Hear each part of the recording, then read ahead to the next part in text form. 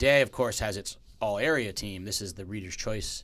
So this is the readers/viewers' opportunity to weigh in on who they think the best players of each.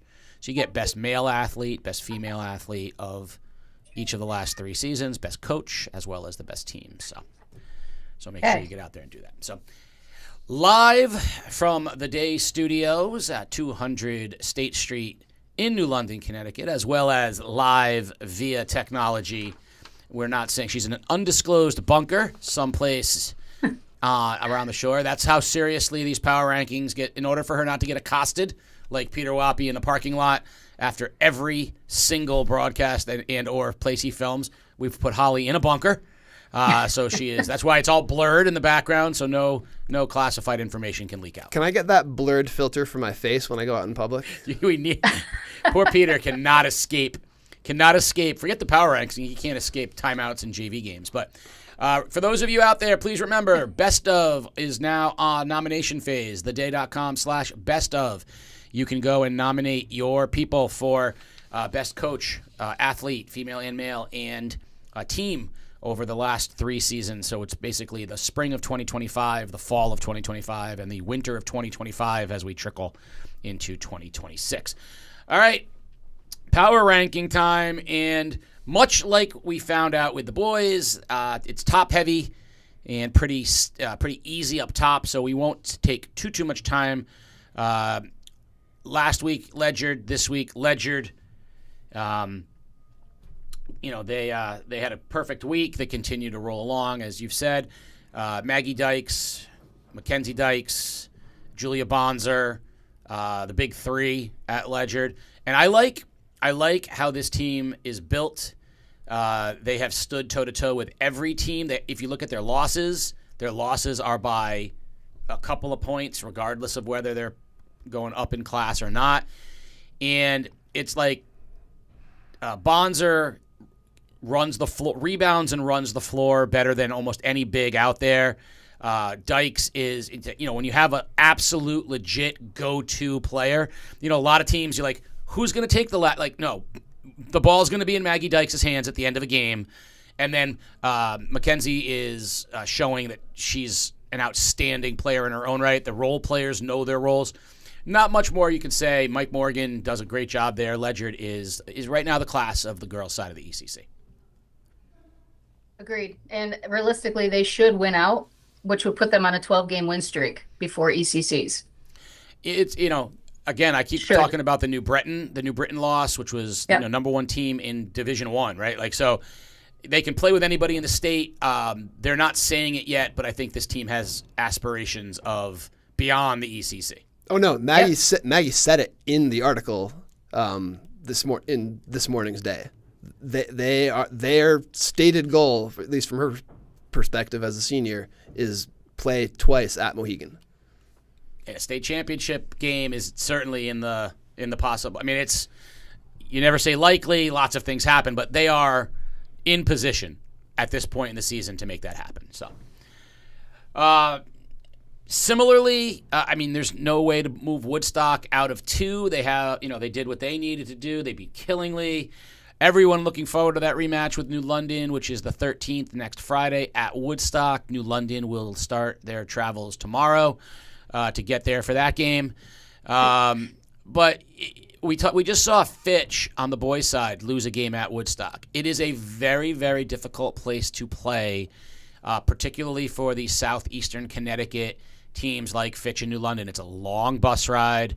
It's a different officiating crew than they're used to seeing. So it feels, of all the away gyms in the conference, it feels the most unfamiliar. And they bring the pep band out to a lot of their games, which love it as far as the atmosphere up there. Yeah, great place to watch a game. Peter loves him a pep band. So I think the thing about Woodstock too, we talked about like player of the year candidates. Woodstock also has that type of team where Beauchesne is a potential player of the year candidate. They've got 2 or 3 that the offense runs through. Defensively, they have been a very good defensive team.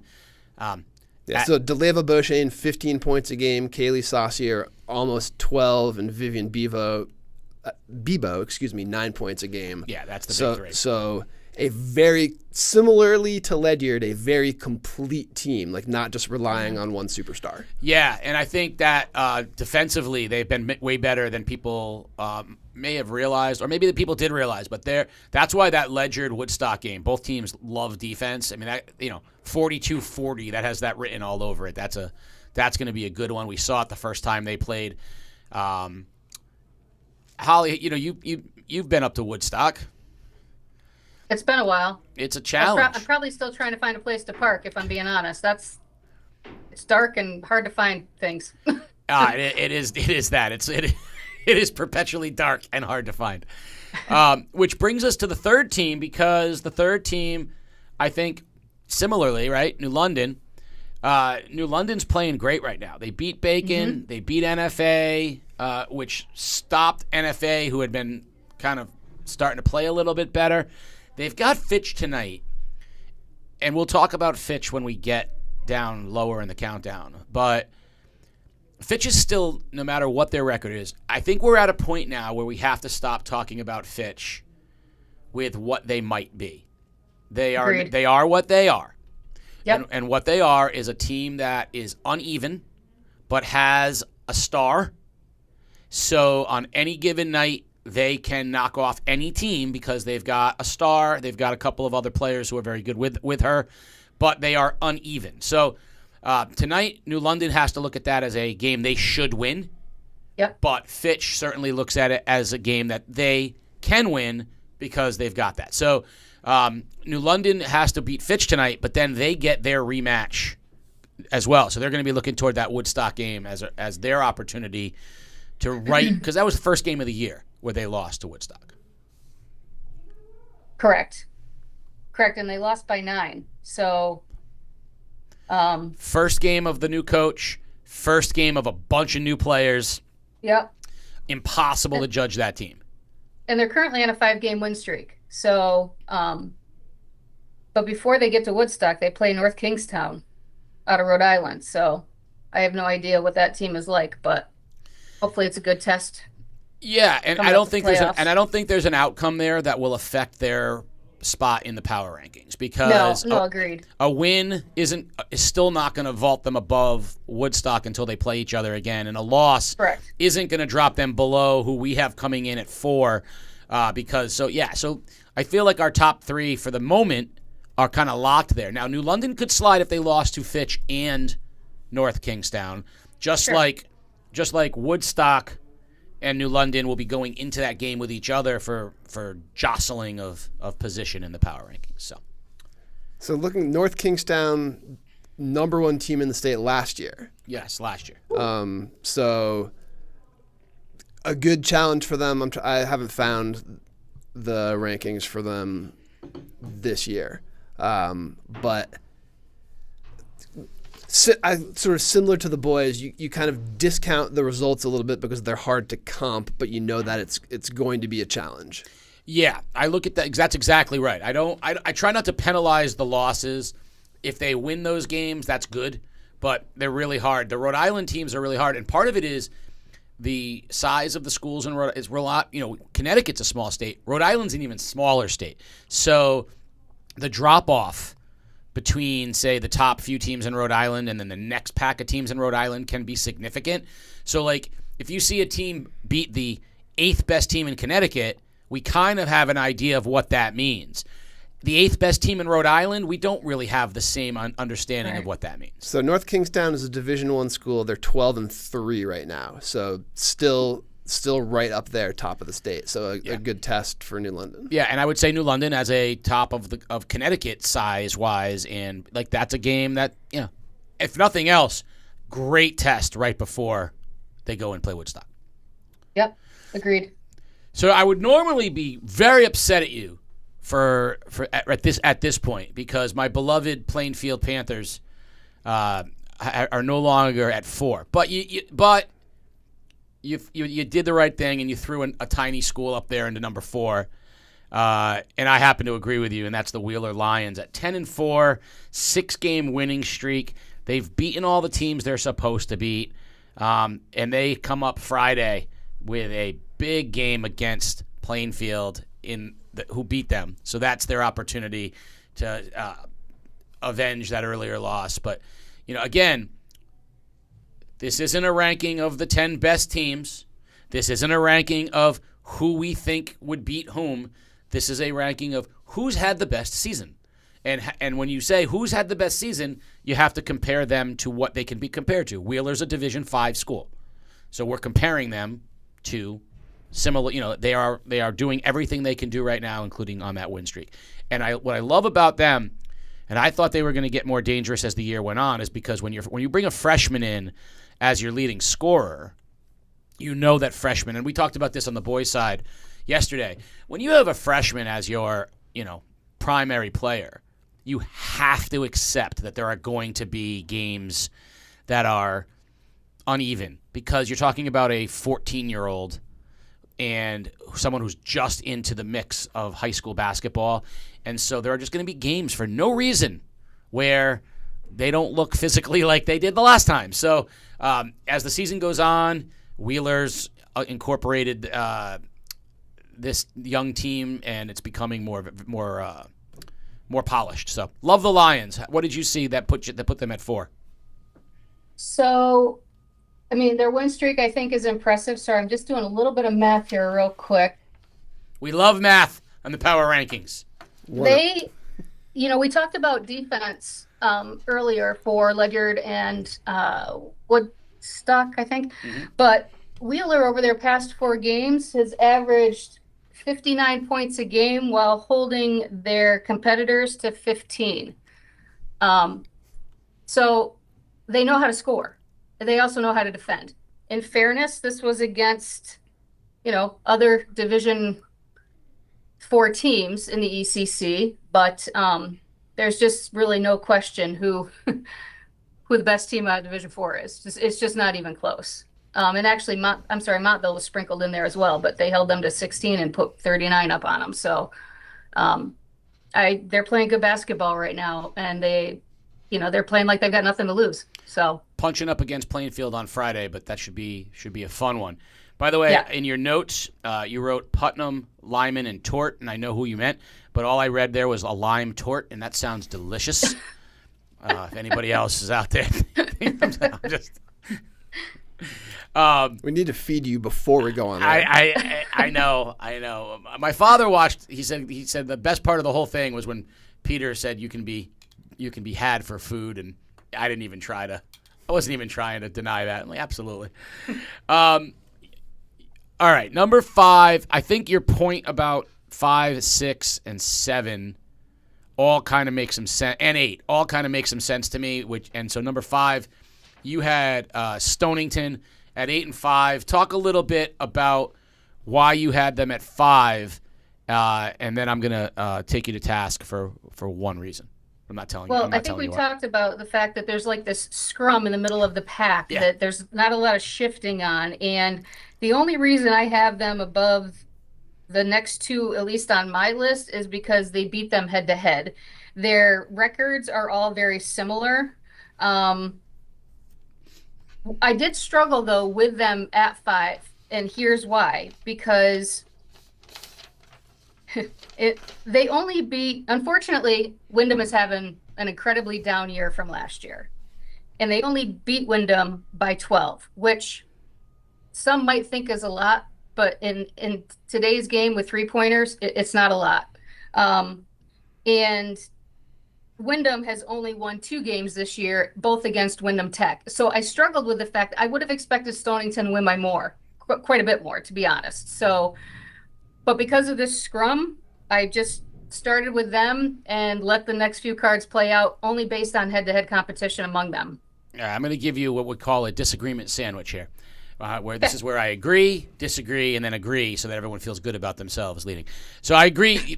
I agree that you hit on the head. The most important part is not the head-to-head. Head-to-head is important, but head-to-head's only important because, again, we did this exact same thing on the boys' side. Head-to-head is only important when 3 teams resemble each other or 2 teams resemble each other. So the fact that they all have essentially the same record and they're all in the same they're all within a division of each other, so they're all kind of in the same. winning those 2 head-to-head games does, in fact, put Stonington ahead of teams 6 and 7. What I've learned, though, Holly, is I can't look at points, like how much you beat a team by, because without being at the game to watch, and even then, they could have been up 30, put the JV kids in and win by 12. They could have been going back and forth, and it could have been 2, and they push away at the end. I've no longer look at final scores because I've seen too many last 4 minutes of high school games that completely change the score from what the complexion of the game actually was, and it really doesn't matter. A win is a win. If we give teams credit for competing against teams better than them, I don't tend to knock them for if you beat a team that's below you. I don't really care how it happens because, again, I watched recently a game where the team was up 30 in the fourth quarter, put the JV kids in, and the final score was like 12. And I'm that you would think that it was closer than it. No, it was never close. So, right. So I don't do that. That's fair. But I think you hit on the key point, which is that when they play teams similar to them, they have won those games. So I think you're spot on. They also went through a little injury phase where they were without their leading scorer. They have and anyone who's had an injury knows that there's 2 phases, right? There's the getting back from the injury, and then there's the getting right from the injury.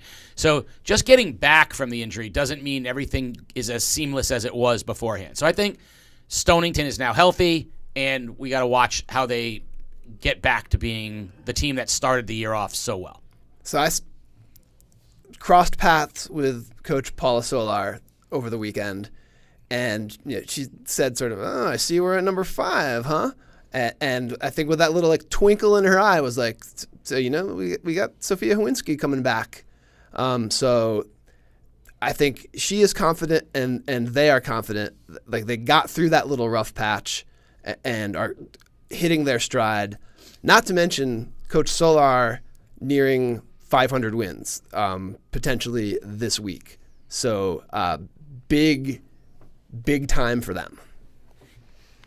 Not to mention, every time I get to say that Stonington is solar powered, I always get very excited about that. So they're the most efficient team in the ECC. Of course they are. They're solar powered, and I'll never get tired of making that statement.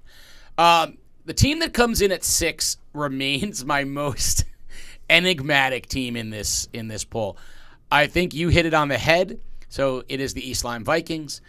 They beat Waterford, good win. Lost to Ledyard, kind of an expected loss. I love this line that you wrote, doing what they should, and they're doing what they should, and they could potentially win out. But yeah, that's kind of what East Lyme. I kind of put them. Peter, you on the boys' side used NFA as like the median team, right? Like they've beaten all the teams they should beat, and they've lost to the teams they should lose to. I kind of feel like East Lyme is there. Their losses have all come. You don't look at their losses and go, "Ooh, that's a bad loss." They've all lost. They've lost games that you'd kind of expect, and their wins are games where you'd go, "Yeah, you kind of expect."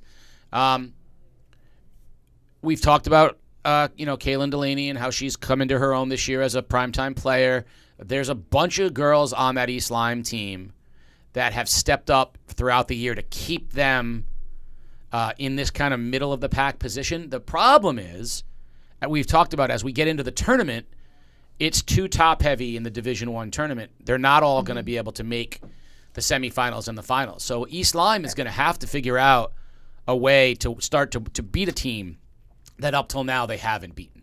And they get that chance on Thursday going to Stonington.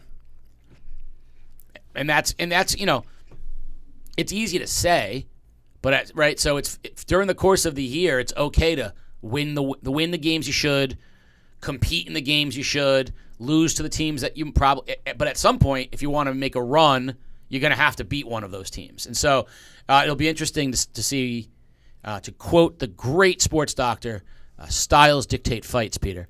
So it'll be interesting to see which team East Lyme perhaps matches up best with if they're looking to.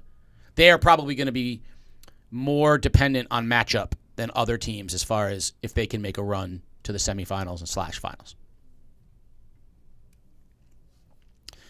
So at 7, Holly, I'm going to let you take 7 because I thought your entire commentary on this team was spot on. Okay, well, I'm just actually quite happy that so far Oh, it's all the top 7 have turning over soon. Have matched. So this is why you're turning over to me before you like crush my spirit on the final 3. All right, so at number 7, I went with Waterford. Again, they're part of that 3-team scrum. They, continuing to put up a fight under tough circumstances without their leading scorer and, not a lot of depth on their team, but they only lost to East Lyme by 2 in overtime. So this could have been a little bit of a different ranking here based on that game, and it sounds like it was a really good game. They beat Plainfield this week as well, which is a division lower than them, but 1 lower than them. But I just feel like they're doing everything that they can possibly do to remain competitive. So I'm happy that they're still here because I think it could have gone really south for them really quick. Yeah, the win over Plainfield's really important for them because the loss to East Lyme, competitive as it was, is an acceptable result to keep them where they are. They have to make sure that they haven't slipped and they beat Plainfield, which is a good. At 8-6, I would actually be okay if we put the team that you have at 8. I would have been okay if the team at 8 was as high as 6 because of but I don't think there's anything I don't have a problem with this order either. I think teams 6, 7, and 8 are all. If you had wanted to put team 8 at 6 and slid East Lyme and Waterford down, I'd be okay with that. In this order, I'm okay with it too. At number 8, you had Panther Pride, the Plainfield Panthers, 9-2. They did lose to Waterford. They beat St. Bernard.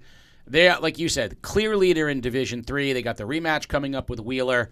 9-2 with a win over the number 4 team. Losses only to teams bigger than them. I don't think Plainfield. I think Plainfield could, like I said, if they had been at 6, I would not have argued it. I'm not going to argue that they belong higher than 8. But I think again, when you look at, they don't have a bad loss. They do have a couple good wins, though they haven't. That rematch, they're going to have to beat Wheeler in the rematch because that's a game that they should win because that's actually a lower division team. But right. Do you have their other loss, Peter? Plainfield's 2 losses. One is to Waterford and the other is to Killingly, right? And they get Killingly on Wednesday. So it's Wednesday Killingly, Friday Wheeler. So will tell us a lot about where Plainfield is at as a team. And Plainfield's got a player who's playing lights out right now too. Cross is the player at Plainfield that has been unbelievable. I want to make sure I got that right because I don't want to give the wrong name. But I've been just following the box scores as best I can, and they've been great. While Peter does a little research for me, This is where I get to have some fun with Holly. Oh boy. Okay. All right. I would say it is probably Cross because she was honorable mention last year. Yes, Cross. That's what I said, right? Yeah. Cameron Cross. Cam Cross. See? Junior guard. Senior guard. See? Spot on. I had it right. All right. Here's 3 teams. Names have been removed. Team 1, Team 2, Team 3. Okay. Team 1 is 11-3. And while they have had a 5-3 January, they've beaten 3 teams above 500. And these are, by the way, all 3 of these teams are Division 5 teams. These are all Division 5 teams. They're the same. They're all Division 5. They've beat the number. They beat the number 2 team in Division 5. They're 11-3. They've beaten 3 teams above 500, but they were 5-3 in January. Team 2 is 7-6. Have 0 wins over any team above 500, but they had a good 6-3 January. And Team 3 at 9-3, also no wins over anybody above 500. However, they've won 5 of 6. They had a 6-2 January. So I think you could make an argument that Team 3 is playing the best. Team 1 has the best resume. if you had to include only one of these three teams in the power rankings, which of these three teams would appear to be the one that stands out? Well, I'm trying to figure out what teams these are Nope, right now. No, don't try to figure them out. That's the point. The name should not matter. There's the resume. Holly, you're trying to cheat just like I did when he presented this to All me. three are Division I'm 5 also trying teams, to and read the letter. all three are Division 5 teams. One of them's No 11-3, one of them's 9-3, one of them's 7-6. The 7-6 team has not beaten a team above 500. Neither has the 9-3 team. So you would you Team 2 definitely does be not belong in the power rankings ahead of these two teams. correct. Okay. No wins over teams. Now winners of team five. 1 beat team 3. And also has two other 5 wins of teams, including the number 2 team in Division 5. So looking at that, yeah. I think that the team with the better record and several wins over 500 teams does deserve to be one of these last two teams. So at number 9, the Parish Hill Pirates. I understand that they have lost a couple of games recently, but so have the other team. The other two teams in Division 5 that I compared them to haven't beaten anybody above 500. Parish Hill has a win over Aerospace Bloomfield, who is 11-1. They're the only loss in Division 5 came to Parish Hill. Parish Hill also has 2 wins over teams above 500 as well. So while they're struggling a little bit, and they might be a function of their schedule, so are all the teams that we're comparing to each other in Division 5. So Parish Hill stays in at 9. Now comes the fun part. The other team that we were comparing them to, Team 3, who is 9-3, has not beaten a team above 500, is Norwich Tech. Norwich Tech lost to Parish Hill and hasn't beaten a team above 500, but at 9-3 has a record better than the other team I showed, which was 7-6. So the question I have for you is 9-3 Norwich Tech or 6-6 Fitch? 7-6. 7-6 Fitch, because that is your. Oh. I thought Fitch was 6-6. I have Take that 6-6. Sorry. All right, that dramatically changes things for me. But I'm okay with either, and I'm going to talk about whichever one you don't put in. Are you asking me? Oh yeah, this is your choice here. I bumped Parish Hill in, and now I'm going to give you the choice of Norwich Tech or Fitch. So you're just not even considering my number 9 at all. No, you knocked your number 9 out without saying who they were. You knocked them out once I showed you, because that was Team 2 in the 3 teams. I didn't Here you go. read the record correctly then. Okay. Yeah. Anyway, doesn't matter. Well, I'm not sure I agreed to Parish Hill at number 9 either. Oh, you didn't have to. With your. You didn't have to. I used Okay. my powers of So- veto. My choices are Norwich Tech and Fitch. Or the team that you had at number 9 in the ones you submitted to me. You could choose any one of them. I'm going to destroy whichever one you choose. Oh my goodness. Okay. Well, But we're going to put him in there anyway. Yeah. on general principle, I'm not going to choose Norwich Tech. Okay. In fairness to them, I've done zero research about them. Okay. And by my notes, you would see that I think we should have cut our list off at honestly, at number 8 this week. But 9 and 10 are not easy. No. So I'll go with my number 9, and that's St. Bernard's, because I feel like they're doing what's kind of expected of them. I have their record at 7-6. Is that not accurate? That is correct. They are 7-6. That's correct. They're 6-3 Okay. 6-3 in January, but they haven't beaten a team above 500. I have not beaten a team above 500. That is correct. That is true. But this is the issue. There's a reason why any of these teams. You chose St. Bernard's. That's fine. The case to be made for Fitch is the schedule they play. All right, they're 7-6. They play New London tonight. Obviously, Fitch beats New London tonight, and they are right back in business. They are the hardest team for us to decide where they are. They are the NFA boys of this countdown. It is really hard. Does Fitch have a win over a team that surprises you? Who's Fitch's best win this year? Their best win is, well, I would have said NFA, the first win of the season, but I don't believe that anymore. Right.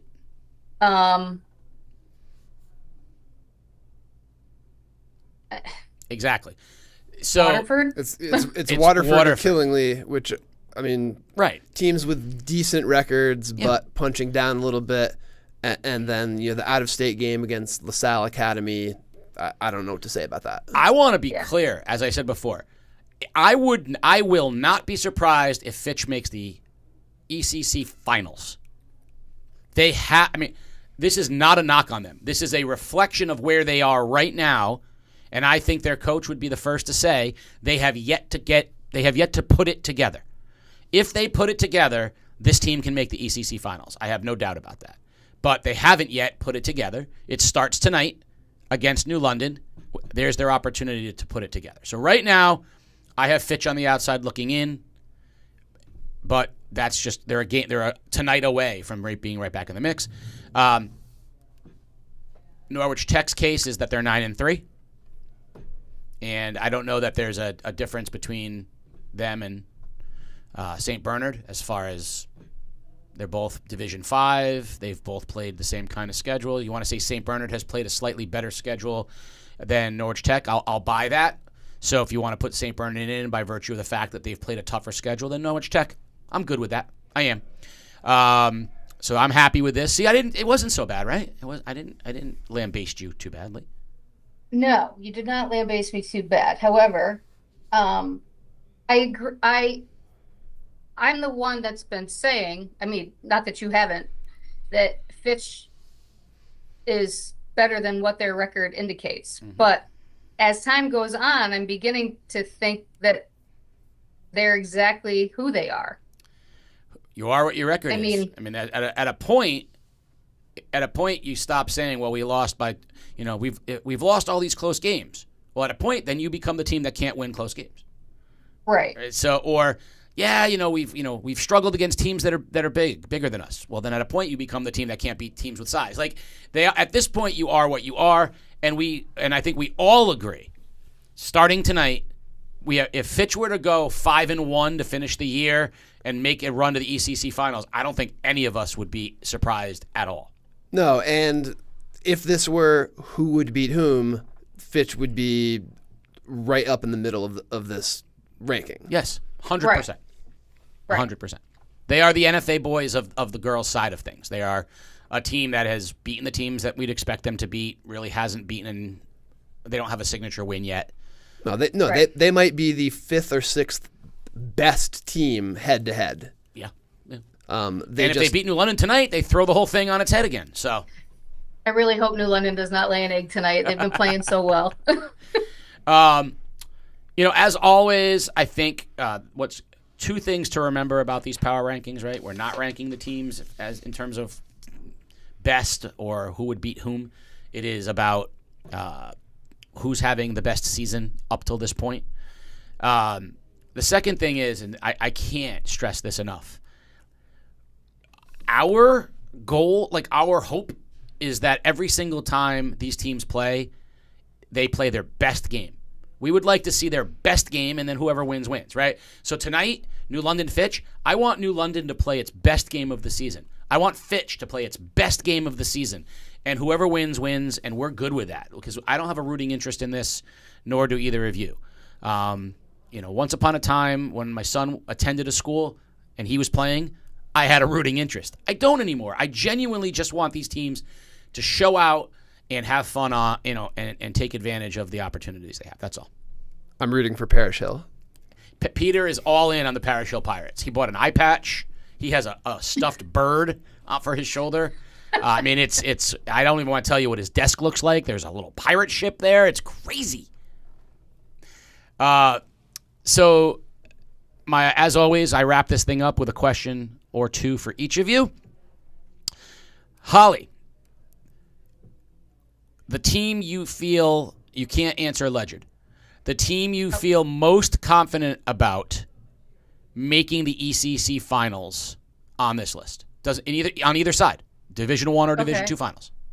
Because it's funny, I already kind of came up with this, thinking you might ask this question. I'm getting predictable. And I am going to commit to 2 teams right here. I only have one opening.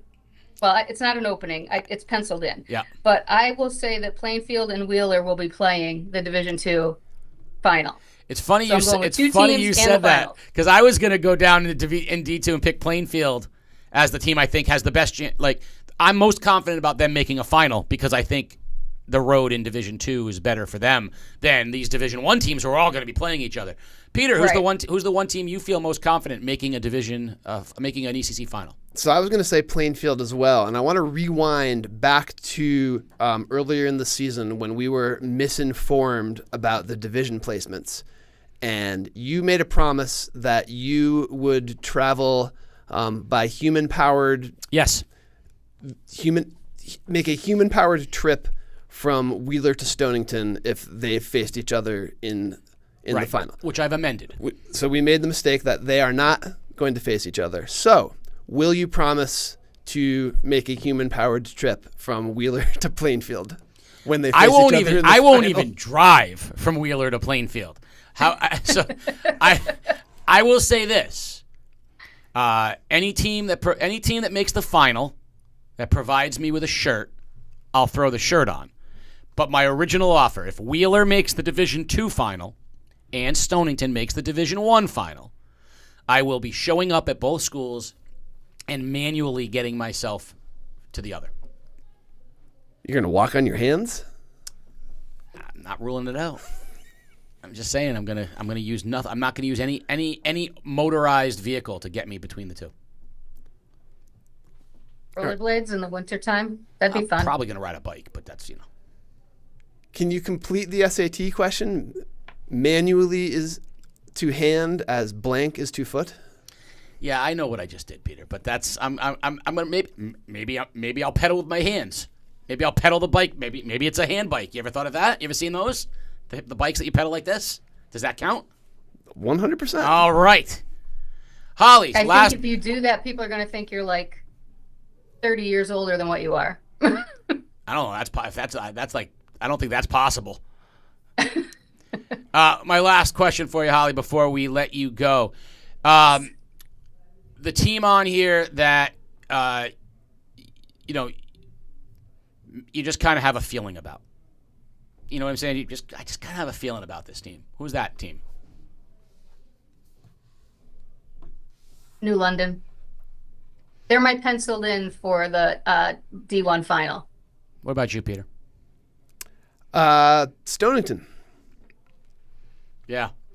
And for me, it's actually Woodstock because inevitably every year we find Woodstock won a team, whether it's baseball, girls basketball, boys basketball, soccer. Woodstock kind of always finds a way to find themselves in a final, and it's interesting because the Woodstock boys are the spoiler on the D1 boys side of things. Obviously, the girls aren't a spoiler; they're a favorite, but it's not gonna. I would not be surprised if the Woodstock boys / girls made an appearance here in the finals. So, all right. Well, Holly, as always, thank you for your input and for your research and for your passion to what we do. And for those of you out there, as always, if we are wrong, give us your top 10. But more to the point, go to theday.com/bestof, and you can nominate all of your favorites who you think the best are. And that way you can just put your money where your mouth is, so to speak. It's free, so there's no money, but you get my point. Peter, tomorrow we have a big show with the Connecticut Eagles hockey team. We're going to be talking to the coach and captain live on the air. What time are we shooting to do that tomorrow? That's going to be 2:30. So 2:30 tomorrow, live in the studio, and with the power of technology, we will be talking about the Connecticut Eagles hockey team, their co-op, and the recent controversy with the postseason and the CIAC. We'll get their take, their input. So that's going to be tomorrow live from the studio. But for today, power rankings, remember, Crystal ball never lies, and I am never wrong.